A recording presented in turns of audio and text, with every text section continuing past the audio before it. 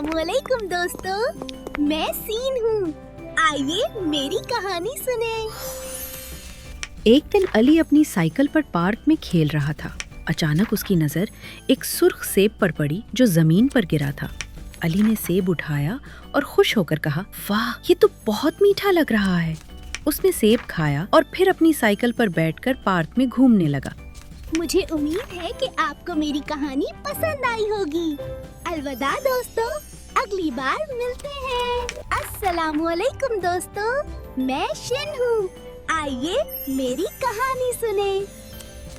एक दिन जंगल में एक बड़ा शेर चल रहा था। धूप बहुत तेज थी और शेर को प्यास लग गई।